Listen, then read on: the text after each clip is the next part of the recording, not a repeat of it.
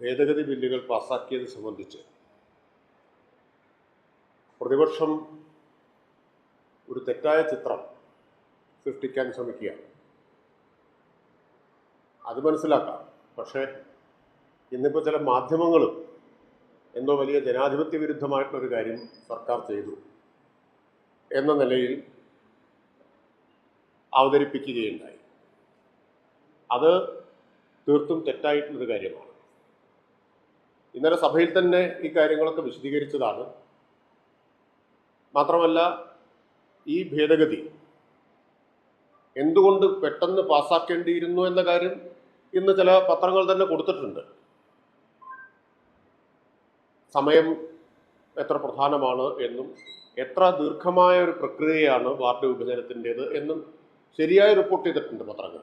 പക്ഷെ ആ പത്രങ്ങൾ പോലും മുഖപ്രസംഗം എഴുതിയത് അതിന് നേരെ വിപരീതമായിട്ടാണ്. അപ്പം അത് കിട്ടുന്നതെല്ലാം സർക്കാരിനെതിരായിട്ടുള്ള ഒരു ആയുധമായിട്ട് ഉപയോഗിക്കുക എന്ന സ്ഥിതിയാണ് കാണുന്നത്. ഈ സർക്കാർ ജനാധിപത്യ വിരുദ്ധമായിട്ട് പ്രവർത്തിക്കുന്നു എന്നും അസാധാരണമായ നിലയിൽ ബില്ല് പാസാക്കി എന്നുമാണല്ലോ പറയുന്നത്. ഇന്നലെ സഭയിൽ തന്നെ ചൂണ്ടിക്കാണിച്ച കാര്യമാണ്. നിങ്ങളാരും അത് കൊടുക്കാത്തത് കൊണ്ട് ഞാൻ വീണ്ടും ആവർത്തിക്കുന്നതേ ഉള്ളൂ. കൊടുക്കുമെന്ന പ്രതീക്ഷയിലല്ല. പൊതുവിൽ കാണുന്ന ഒരു പ്രത്യേകത എന്താണെന്ന് വെച്ചാൽ, സഭയിലെ ഭൂരിപക്ഷം ഞങ്ങൾ അംഗീകരിക്കില്ല എന്നൊരു സമീപനമാണ് പല മാധ്യമങ്ങളും സ്വീകരിക്കുന്നത്. സഭയിലെ യഥാർത്ഥ ചിത്രം എന്താണോ അതല്ല മാധ്യമങ്ങൾ കാണുന്നത്. അപ്പോൾ ഇപ്പം പറഞ്ഞാലും കൊടുക്കുമെന്ന് പ്രതീക്ഷിച്ചിട്ടല്ല. പക്ഷെ ഇപ്പോൾ നിങ്ങൾ കൊടുത്തില്ലെങ്കിലും ഇത് ആളുകളിൽ എത്തിക്കാൻ മാർഗമുണ്ട്. ഇപ്പം ഞങ്ങൾ ഇനി പറഞ്ഞുകൊണ്ടേയിരിക്കും. ഇത് ആളുകൾ കാണുമ്പോൾ നിങ്ങളോട് പറഞ്ഞിട്ടും കൊടുക്കുന്നില്ല എന്നും നിങ്ങൾ വളരെ പക്ഷപാതപരമായിട്ടാണ് ഇതൊക്കെ ചെയ്യുന്നതെന്നും ആളുകൾക്ക് മനസ്സിലാവുമല്ലോ. അതുകൊണ്ടാണ്. അപ്പോൾ 87 ഇത് ചർച്ച കൂടാതെ പാസ്സാക്കിയിട്ടുണ്ട്. മുനിസിപ്പൽ ഭേദഗതി ബില്ല് അത് യഥാർത്ഥത്തിൽ തെരഞ്ഞെടുപ്പിനല്ല, കാലാവധി നീട്ടാൻ വേണ്ടിയിട്ടാണ്. കാലാവധി അവസാനിച്ച ഭരണസമിതികളുടെ കാലാവധി നീട്ടാനുള്ള ബില്ല് ചർച്ച കൂടാതെ പാസ്സാക്കിയിട്ടുണ്ട്. കാരണം ആ സാഹചര്യത്തിൻ്റെ ഗൗരവം മനസ്സിലാക്കിയിട്ടാണ് അങ്ങനെ ചെയ്തിട്ടുള്ളത്. അങ്ങനെ പാസ്സാക്കാനുള്ള വ്യവസ്ഥ, ചട്ടം വേവ് ചെയ്യാനുള്ള വ്യവസ്ഥ ചട്ടങ്ങളിലുണ്ട്. അതുപയോഗിച്ച് ചട്ടപ്രകാരമാണല്ലോ സർക്കാർ ഇത് ചെയ്തത്. ഞാൻ ഇന്നലെ സഭയിൽ പറഞ്ഞതാണ്, പ്രതിപക്ഷ നേതാവ് സീറ്റിൽ ഉണ്ടായിരുന്നു. അദ്ദേഹം ഹെഡ്ഫോൺ വെച്ച് നടപടിക്രമങ്ങൾ ആകെ കേൾക്കുന്നുണ്ടായിരുന്നു. ഒരു ഘട്ടത്തിലും അദ്ദേഹം ഒരു അഭിപ്രായ വ്യത്യാസം പറഞ്ഞില്ല. പ്രതിപക്ഷ നേതാവ് ഇതിനോട് വിയോജിക്കുന്നു എന്ന് പറഞ്ഞാൽ ഞങ്ങൾ ആരെങ്കിലും കേൾക്കാതിരിക്കുമോ?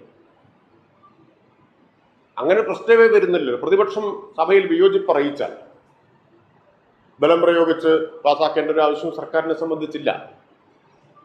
പ്രതിപക്ഷ നേതാവ് തന്നെ പറഞ്ഞു, പാർലമെന്ററി കാര്യമന്ത്രി എന്നോട് സംസാരിച്ചു, പക്ഷെ ഞാനത് മുഴുവൻ ഇങ്ങനെയാണ് എന്ന് മനസ്സിലാക്കിയില്ല എന്നാണ്. ഇപ്പൊ സഭയിലെ പ്രത്യേക സാഹചര്യം കൊണ്ട് ആശയവിനിമയത്തിലുണ്ടായ ഒരു പ്രശ്നമാണ്. സർക്കാരിന്റെ ഒരു വാശിയുടെയോ ജനാധിപത്യ വിരുദ്ധതയുടെയോ പ്രശ്നമല്ല. ഇത് വളരെ കൃത്യമായി സഭയിൽ വിശദീകരിച്ചിട്ടും രണ്ടു ഭാഗവും ഉൾക്കൊണ്ടുകൊണ്ടുള്ള റൂളിംഗ് സ്പീക്കർ നൽകിയിട്ടും വലിയ ജനാധിപത്യ വിരുദ്ധ നടപടിയായിട്ട് ചിത്രീകരിക്കുന്നത് അങ്ങേയറ്റം പക്ഷപാതപരമാണ്. ആരെക്കുറിച്ചാണ് ഈ ജനാധിപത്യ വിരുദ്ധത ആരോപിക്കുന്നത്? കേരള നിയമസഭയുടെ ചരിത്രത്തിൽ ഇതുവരെ ഉണ്ടായിട്ടുള്ളതിനേക്കാൾ കൂടുതൽ അടിയന്തര പ്രമേയങ്ങൾ ചർച്ചയ്ക്കെടുത്ത ഗവൺമെന്റിനെ കുറിച്ചാണ് ഈ പറയുന്നത്.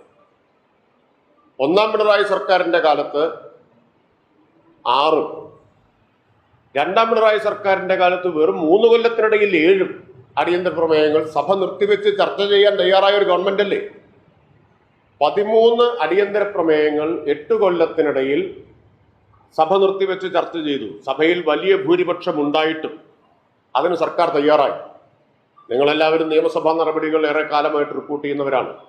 പ്രതിപക്ഷത്തിന്റെ ഏറ്റവും പ്രധാനപ്പെട്ട രാഷ്ട്രീയ ആയുധമാണ് അടിയന്തര പ്രമേയം എന്നത്. സാധാരണഗതിയിൽ ഒരു ഗവൺമെന്റും അടിയന്തര പ്രമേയം ചർച്ച ചെയ്യാൻ സമ്മതിക്കാറില്ല. കേരള നിയമസഭയുടെ കണക്ക് ഞാൻ നോക്കി. 57 മുതൽ 2016 വരെയുള്ള ഒരു ചരിത്രം എടുത്ത് നോക്കിയാൽ എന്ന് പറഞ്ഞാൽ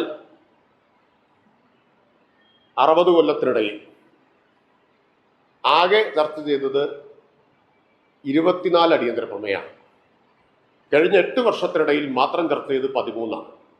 എന്ന് പറഞ്ഞാൽ 60 വർഷത്തിനിടയിൽ ചർച്ച ചെയ്തതിൻ്റെ പകുതി കഴിഞ്ഞ 8 വർഷം കൊണ്ട് സഭ നിർത്തിവെച്ച് ചർച്ച ചെയ്തു. ഇതിനേക്കാൾ ജനാധിപത്യപരമായിട്ട് എങ്ങനെയാണ് ഒരു ഗവൺമെന്റിന് പ്രവർത്തിക്കാൻ പറ്റുക?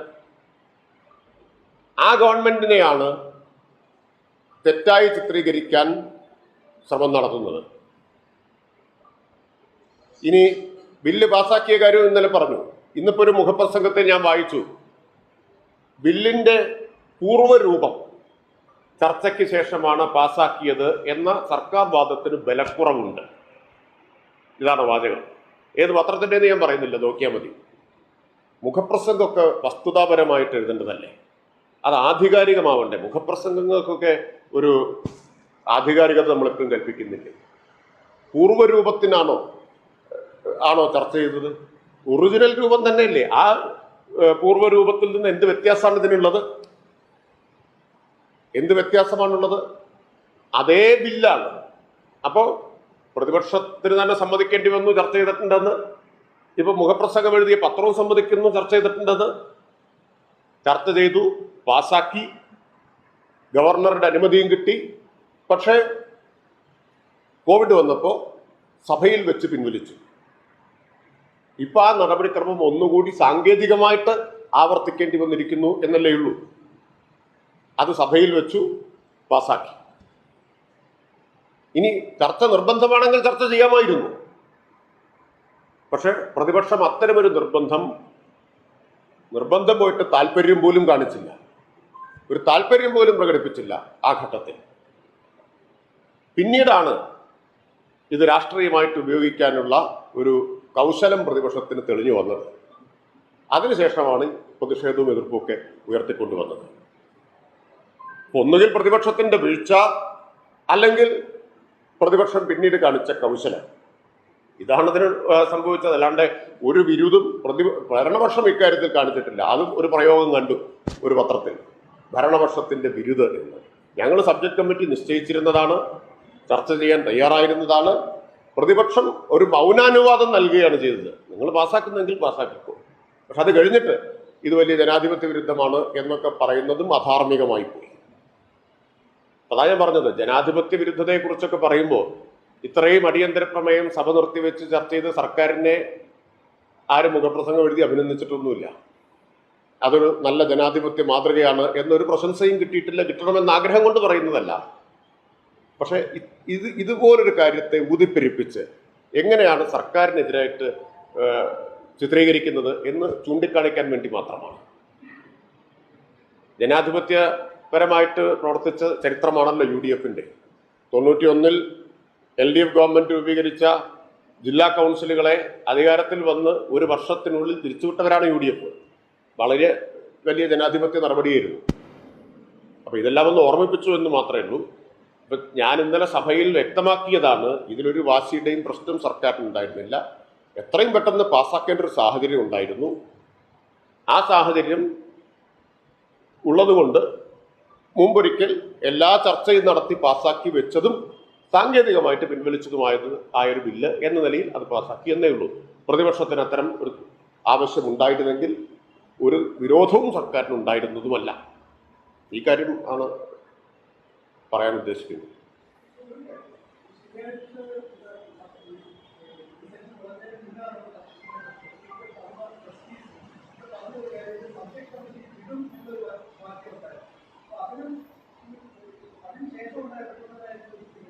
അല്ല, സബ്ജക്ട് കമ്മിറ്റിക്ക് വിടാൻ തീരുമാനിച്ചത് തന്നെയായിരുന്നു. ഞങ്ങൾക്ക് അതാണല്ലോ സാധാരണ നടപടിക്രമം. ആ നടപടിക്രമം മറികടക്കണമെന്ന് സർക്കാർ ഉദ്ദേശിച്ചതല്ല. പക്ഷെ അന്ന് സഭയിൽ ഉണ്ടായ പ്രശ്നം ഓർക്കണം. അന്ന് പ്രതിപക്ഷം അനൗപചാരികമായിട്ട് പാർലമെന്ററി കാര്യമന്ത്രി സംസാരിച്ചപ്പോഴും പിന്നീട് പ്രതിപക്ഷ നേതാവോട് സംസാരിച്ചപ്പോഴും ഏതാണ്ട് ഇനി സഭാ നടപടികളുമായിട്ട് സഹകരിക്കുന്ന പ്രശ്നമേ ഇല്ല എന്ന നിലയിലാണ് ഒരു സന്ദേശം വന്നത്. സർക്കാരിന് ഇക്കാര്യത്തിൽ ഒരു തരത്തിലുള്ള ദുരുദ്ദേശവും ഉണ്ടായിരുന്നില്ല എന്ന് എല്ലാവർക്കും വ്യക്തമാണ്. പക്ഷെ രാഷ്ട്രീയ ലക്ഷ്യത്തോടെയാണ് ഇപ്പോൾ ഈ പ്രചരണം നടത്തിക്കൊണ്ടിരിക്കുന്നത്.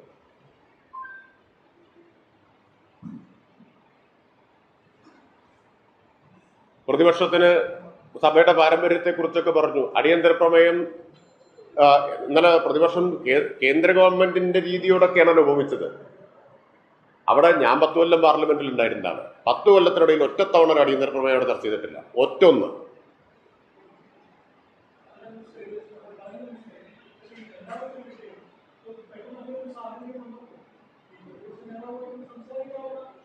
പ്രതിപക്ഷ നേതാവുമായിട്ട് പാർലമെന്ററി കാര്യമന്ത്രി സംസാരിച്ചു എന്ന് പ്രതിപക്ഷ നേതാവ് തന്നെ പറഞ്ഞു. അല്ല, അതേ അനൗപചാരികല്ലേ എല്ലാ സംഭാഷണവും. ഇത്തരം കാര്യങ്ങളിലൊക്കെ ഫ്ലോറിൽ ഈ കാര്യങ്ങളിലൊക്കെ അനൗപചാരികമായിട്ട് തന്നെയല്ലേ സംസാരിക്കുക. അല്ല, സംസാരിച്ചു. പ്രതിപക്ഷ നേതാവ് തന്നെ പറഞ്ഞു. അദ്ദേഹം ആ സഭയിൽ പറഞ്ഞ എന്താ, ഞാനിത് ഇങ്ങനെയാണെന്ന് ഞാൻ മനസ്സിലാക്കിയില്ല എന്നാണ്. അല്ല, എന്നോട് പാർലമെന്ററി കാര്യമന്ത്രി പറഞ്ഞ് പ്രതിപക്ഷ നേതാവായിട്ട് സംസാരിച്ചിട്ടുണ്ട്, നമ്മൾ നേരത്തെ ഒരിക്കൽ പാസ്സാക്കിയതാണല്ലോ എന്നാണ് പറഞ്ഞത്. അപ്പൊ സഭയിൽ അപ്പോഴത്തെ അന്തരീക്ഷം കേൾക്കൂ, സഭയിൽ അപ്പോഴത്തെ അന്തരീക്ഷം ആണ് ഈ ആശയവിനിമയത്തിലെ ഗ്യാപ്പിന് കാരണമായി തീർന്നത്. ഞങ്ങൾ ചട്ടപ്രകാര പ്രതിപക്ഷ നേതാവ് ഇന്നലെ സഭയിൽ പറഞ്ഞു, ബഹളം നടക്കുന്നത് കൊണ്ട് എനിക്ക് എഴുന്നേറ്റ് നിൽക്കാൻ കഴിയുമായിരുന്നില്ല. ബഹളം ആരാ നടത്തിയത്?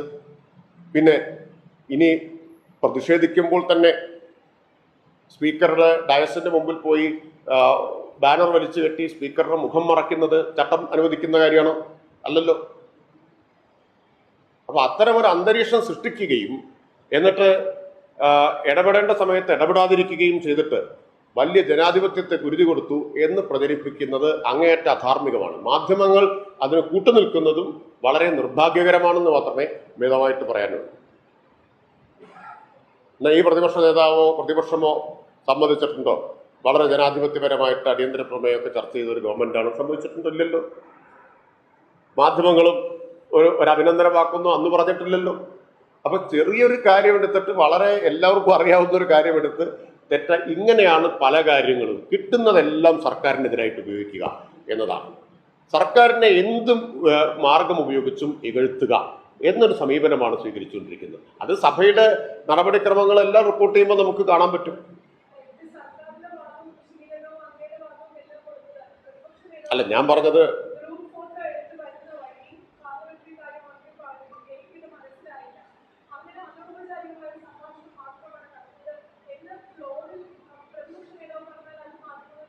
അല്ല, അതിൽ റിപ്പോർട്ട് ചെയ്തതല്ല ഞാൻ പറഞ്ഞത്.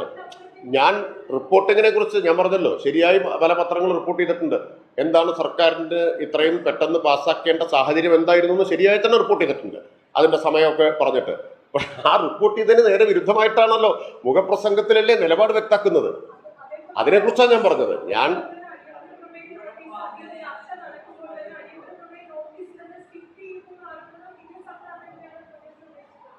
ഒരു അടിയന്തര പ്രമേയ നോട്ടീസും സ്കിപ്പ് ചെയ്തിട്ടില്ല. അതാത് സന്ദർഭത്തിൽ സ്പീക്കർ പറഞ്ഞിട്ടുണ്ട്. ഒരിക്കൽ ഉന്നയിച്ച കാര്യം അല്ലെങ്കിൽ അടിയന്തര സ്വഭാവമില്ലാത്ത കാര്യം അത് മാത്രമേ ഉണ്ടായിട്ടുള്ളൂ. അടിയന്തര പ്രമേയം എന്താണെന്ന് ചട്ടങ്ങൾ നിർവഹിച്ചിട്ടുണ്ട്. അത് റീസെന്റ് ഒക്യുറൻസ് ആയിരിക്കണം എന്നതാണ്. അങ്ങനെയല്ലാത്തതേ ഉണ്ടായിട്ടുള്ളൂ. സർക്കാർ അങ്ങനെ നിലപാടെടുത്തിട്ടില്ല. പലപ്പോഴും പ്രതിപക്ഷം വെട്ടിലായി പോയത് നമ്മൾ കണ്ടിട്ടില്ലേ? അടിയന്തര പ്രമേയ നോട്ടീസ് വന്നു, എന്നാൽ ശരി ചർച്ചയാവാം എന്ന് പറഞ്ഞപ്പോൾ വേണ്ടിയിരുന്നില്ല എന്ന നിലയിൽ പ്രതിപക്ഷം എത്തിച്ചേർന്ന സ്ഥിതി കണ്ടിട്ടില്ലേ? അപ്പൊ അത് മാത്രം പറയാനാണ് നിങ്ങളെ കാണാമെന്ന് തീരുമാനിച്ചത്. ഇടയ്ക്കിടയ്ക്ക് കാണാമെന്നാണ് വിചാരിക്കുന്നത്. നിങ്ങൾ കൊടുക്കൊന്നുമില്ല, എന്നാലും ഞങ്ങള് കാണുമ്പോ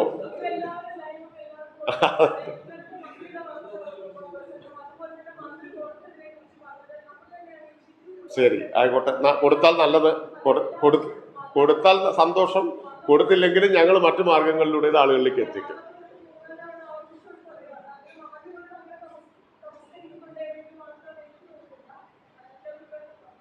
അല്ല, തമസ്കരിക്കുന്നവരാണ് കൂടുതൽ, എല്ലാവരും നല്ല ഞാൻ പറഞ്ഞു. അല്ല, അത് നിങ്ങളിപ്പോ ഇഷ്ടംപോലെ തന്നെയല്ലേ കൊടുത്തോണ്ടിരിക്കുന്നത്. അങ്ങനെ കൊടുത്താൽ മതി, അങ്ങനെ കൊടുത്താൽ മതി. ഇന്ന് വരെ ഞങ്ങളാരും പറഞ്ഞിട്ടില്ലല്ലോ. അങ്ങനെ പറഞ്ഞു തരുന്ന ആളുകൾ ഉണ്ടാവും. ആ ഓർമ്മയിൽ വെച്ചിട്ടാണ് എന്നോട് ചോദിക്കുന്നതെന്നാണ് തോന്നുന്നത്. അങ്ങനെ പറഞ്ഞു തരുന്നവരുണ്ടാവും. ഞങ്ങളാരും അവർ പറഞ്ഞിട്ടില്ലല്ലോ. ശരി, അപ്പോ അവർ സാധാരണ പറയുന്ന കാര്യങ്ങളൊക്കെ തന്നെയാണ്. അവരെല്ലാ കാലത്തും പറഞ്ഞുകൊണ്ടിരിക്കുന്ന കാര്യങ്ങളെ പറഞ്ഞിട്ടുണ്ട്.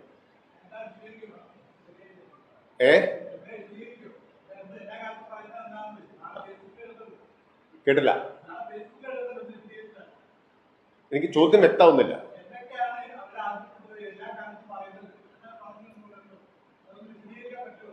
ഫേസ്ബുക്കും ഇത് തമ്മിൽ എന്താ ബന്ധം? അത് നിങ്ങൾ കൊടുക്കാതെ വരുമ്പോഴാ അത് നിങ്ങൾക്ക് അല്പം പൊള്ളിയെന്ന് മനസ്സിലായി. നിയമസഭയിൽ പ്രതിപക്ഷത്തോട് ചോദിച്ച ചോദ്യങ്ങളൊന്നും ബഹുഭൂരിപക്ഷം മാധ്യമങ്ങളും കൊടുത്തില്ല. അപ്പോൾ ഫേസ്ബുക്കിലിട്ടു. അത് നന്നായിട്ട് തന്നെ സാമൂഹിക മാധ്യമങ്ങളിൽ പ്രചരിക്കപ്പെടുകയും ചെയ്തു. അതാ ഞാൻ പറഞ്ഞത്. ഞങ്ങളെല്ലാവരും നിങ്ങളെ കാണും. നിങ്ങൾ കൊടുത്താലും കൊടുത്തില്ലെങ്കിലും പറയും. നിങ്ങൾ കൊടുക്കാത്ത കാര്യവും ഞങ്ങൾ സാമൂഹിക മാധ്യമങ്ങളിലൂടെ ജനങ്ങളിൽ എത്തിക്കും. അത് ശരിയാണ്. ഇപ്പോൾ നിയമസഭയിൽ അന്ന് അങ്ങോട്ട് കുറേ ചോദ്യങ്ങൾ ചോദിച്ചല്ലോ, ഒറ്റ ചോദ്യം കൊടുത്തില്ലല്ലോ. അത് വന്നില്ല, അത് പോട്ടെ. അപ്പോൾ ഫേസ്ബുക്ക് അതിനുവേണ്ടി ഉപയോഗിക്കും. അത് നിങ്ങൾ വിഷമിക്കരുത്. അതുപോലും ഞങ്ങൾ ചെയ്യാൻ പാടില്ല എന്ന് പറയരുത്. പിന്നെ അവരെന്താ പറഞ്ഞെന്നുള്ളത് അവരോട് ചോദിക്കുന്നതാണ് കുറച്ചുകൂടി നല്ലത്. അവരുടെ ആളല്ലല്ലോ ഞാൻ. അവർ പറഞ്ഞു ഞങ്ങൾ കേൾക്കുക മാത്രമേ ചെയ്തിട്ടുള്ളൂ, ബാക്കി ഈ ചർച്ചകളുടെ കൂടി അടിസ്ഥാനത്തിലാണ് നയം രൂപീകരിക്കുക. ഒരു കാര്യം വ്യക്തമായല്ലോ.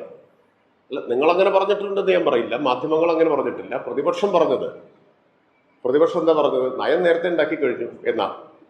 ഇപ്പൊ ഇന്നലെ ഇന്നുമായിട്ടാണ് ചർച്ച തുടങ്ങിയെന്നുള്ളത് ഇപ്പൊ വ്യക്തമായല്ലോ. ഞാൻ അന്ന് തന്നെ പറഞ്ഞതാണല്ലോ, ചർച്ച ആരംഭിച്ചിട്ടില്ല, ചർച്ച നടക്കാൻ പോകുന്നതേ ഉള്ളൂ എന്ന്.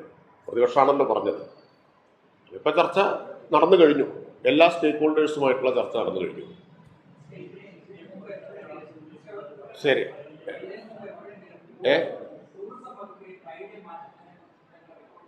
ഞാൻ നേരത്തെ സഭയിൽ തന്നെ പറഞ്ഞല്ലോ ഇല്ല എന്നുള്ളത്. നിയമസഭയിൽ വ്യക്തമാക്കിയ കാര്യമല്ലേ. ഒരു വകുപ്പും അങ്ങനെ നിർദ്ദേശം തന്നില്ല.